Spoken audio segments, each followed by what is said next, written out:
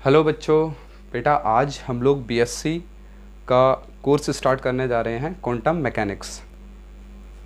बेटा ये अगर जो भी बच्चे भीमराव अम्बेडकर यूनिवर्सिटी से अपने बीएससी का एग्ज़ाम देंगे तो उनका ये सेकंड ईयर का फिजिक्स का सेकंड ईयर का पेपर थर्ड होता है। फर्स्ट आपका होता है इलेक्ट्रोडायनेमिक्स, दूसरा होता है आपका ऑप्टिक्स, थर्ड होता है बेटा आपका क्वांटम मैकेनिक्स। तो आज हम क्वांटम मैकेनिक्स का कोर्स स्टार्ट करेंगे और इसे ख़त्म करने के बाद हम धीरे धीरे उठाते जाएंगे जो भी हमें सही लगेगा। अभी जब तक लॉकडाउन है बेटा तब तक तो कुछ भी कर सकते हैं, कोई दिक्कत वाली बात नहीं। आपके एग्ज़ाम तो होने नहीं हैं और होने भी हैं, कुछ बच्चों के तो हो चुके हैं, फिजिक्स का तो हो ही चुका है। अब केवल मैथ्स का आपका बचा हुआ है, तो हम आराम से इसको पढ़ेंगे। फिर उसके बाद देखेंगे लॉकडाउन खुलेगा तो किस तरीके से इसकी फ्रिक्वेंसी आती है। लेकिन अभी ये चलते रहना है आपका कंटिन्यू, रोज़ 1 या 2 दिन में एक लेक्चर इसका पड़ जाएगा क्वांटम मैकेनिक्स का। तो बात करते हैं बेटा क्वांटम मैकेनिक्स पे। तो अगर मैं बात करूं बेटा कि जो हमारा अनंत ब्रह्मांड है बेटा, इस अनंत ब्रह्मांड में अलग अलग तरीके के चीज़ें होती रहती हैं। जैसे मैं बात करूं कि हमारे सन के अराउंड हमारी अर्थ घूम रही है, सारे प्लेनेट्स घूम रहे हैं, प्लेनेटरी मोशन हो रहा है, ये पूरा सोलर सिस्टम भी गैलेक्सी में घूम रहा है और पूरी गैलेक्सी भी घूम रही है। ये एक नेचुरल आपका फिनोमेना है।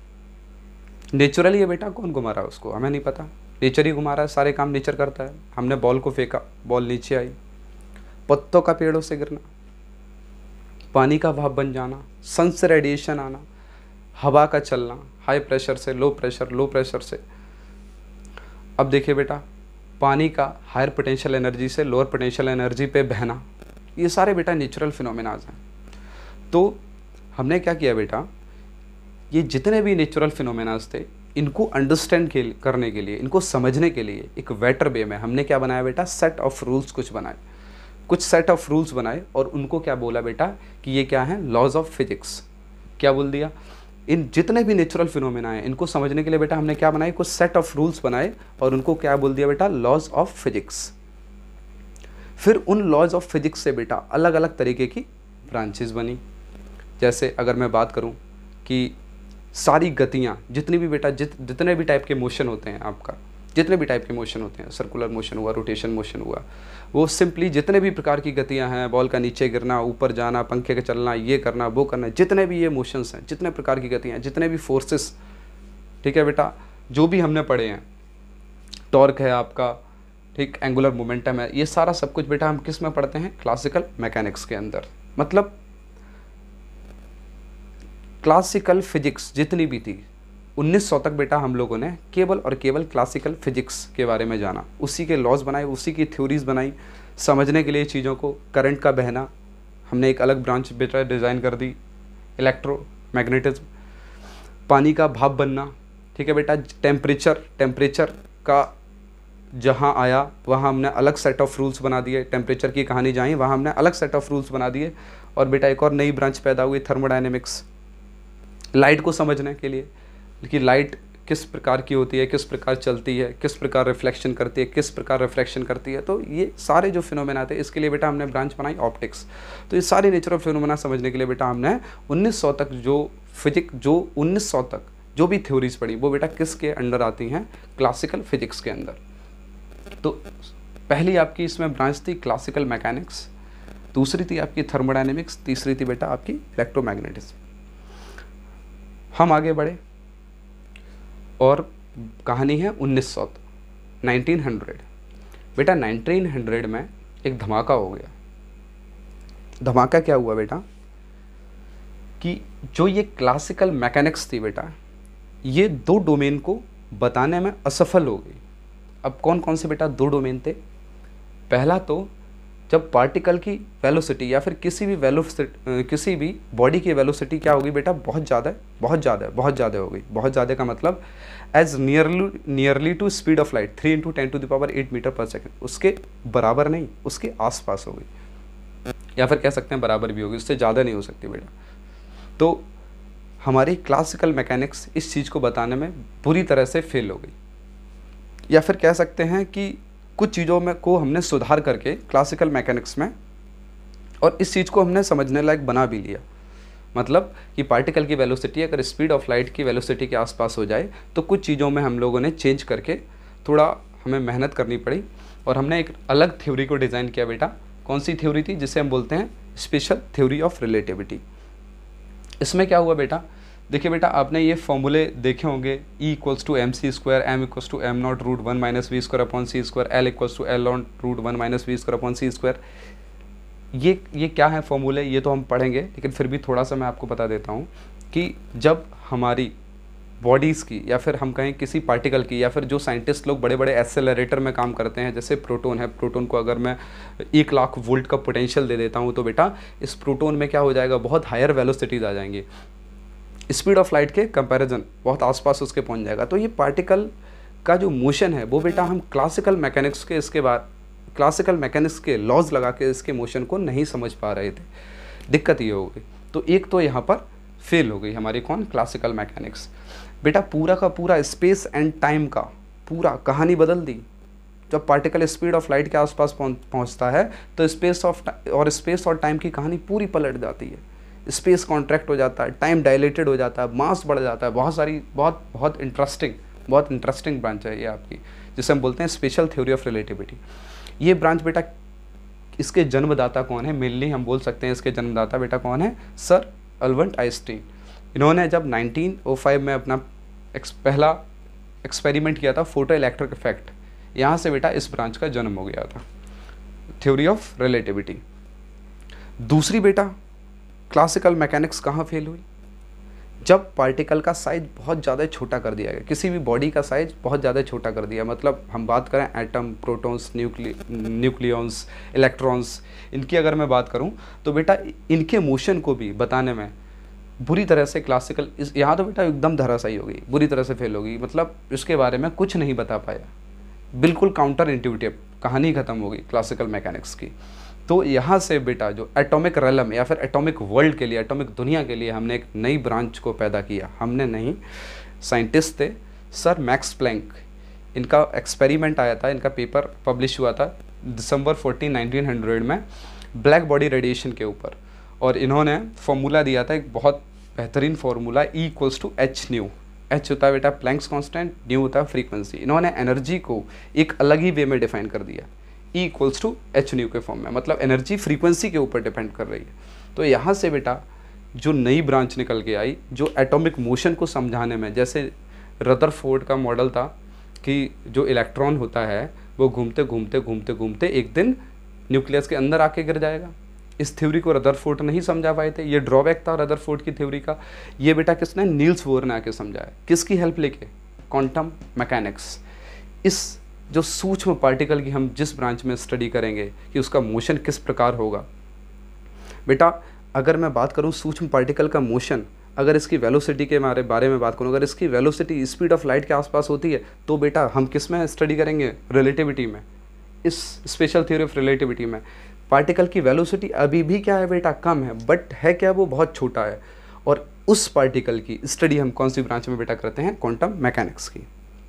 ये दुनिया अलग है, मतलब क्वांटम मैकेनिक्स का एक स्लोगन है, identical experiment need not to give identical results.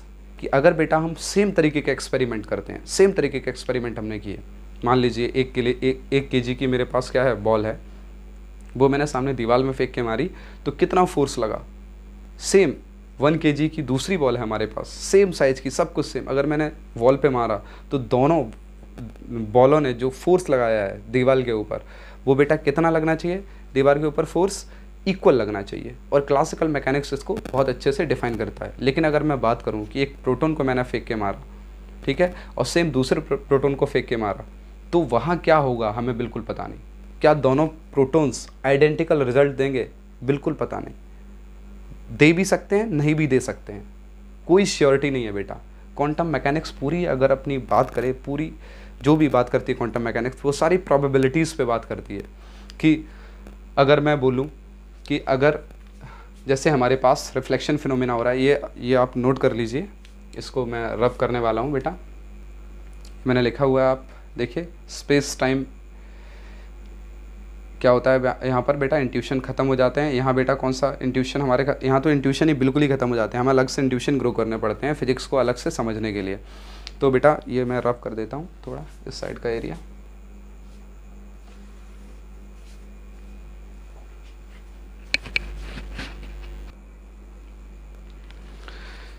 जैसे कि मैं बात करूं कि हमारे पास आप लोगों ने सबने पढ़ा होगा रिफ्लेक्शन। अगर मैं बात करूं कि हमारे पास एक लाइट की बीम आ रही है, ये मेरे पास क्या है बेटा, एक इंटरफेस है। इंटरफेस मतलब एक ग्लास रखा हुआ है।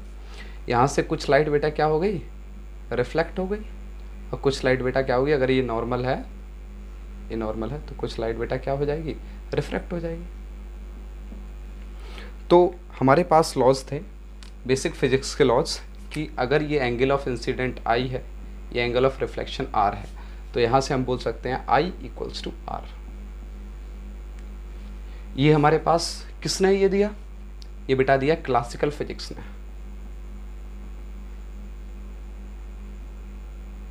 क्लासिकल फिजिक्स की ब्रांच थी कौन सी, ऑप्टिक्स। वहाँ से ही हमें पता चल गया, वहाँ हमने कुछ स्पेशल लॉज बनाए थे।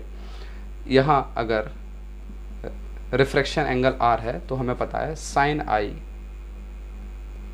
Over sine are equals to mu, refractive index, ये तो हमें पता है।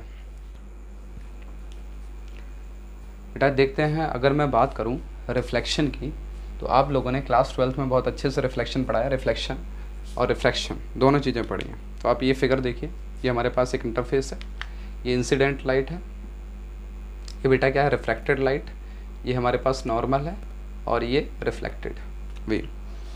अगर मैं बात करूं क्लासिकली जो भी क्लासिकल फिजिक्स में हम लोगों ने लॉज पढ़े थे, वहाँ आपने पढ़ा था angle I equals to angle R, law of reflection.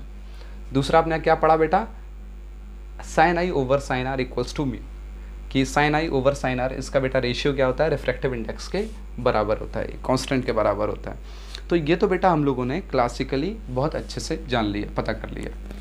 लेकिन अगर मैं आपसे ये कहूँ कि बताइए बेटा कि यहाँ पर 100 फोटोन पड़े, कौन सा फोटोन, बेटा ये फोटोन वाली थ्योरी भी वही आई थी, प्लैंक साहब ने ही दी थी, E इक्वल्स टू एच नहीं बोला था, यहाँ बोला था कि जो एनर्जी आती है या फिर जो भी लाइट आती है वो बेटा किसके फॉर्म में आती है, क्वांटा के फॉर्म में आती है, बंडल्स ऑफ एनर्जी, और इनको बेटा क्या बोला था, फोटोन्स बोला था। तो यहाँ पर बहुत सारे 100 फोटोन्स पड़े लाइट के 100 फोटोन पड़े, तो कितने फोटोन नीचे आए, कितने फोटोन ऊपर गए, ये कहानी तो बात की है। अगर आपसे पूछा जाए कि कौन सा फोटोन रिफ्लेक्ट हुआ, तो आप इसका क्या जवाब दे पाएंगे। हमारे पास कोई ऐसे लॉज नहीं है, ना आज तक बेटा बने हैं, ना हमारे पास पहले थे, ना आज तक बने हैं।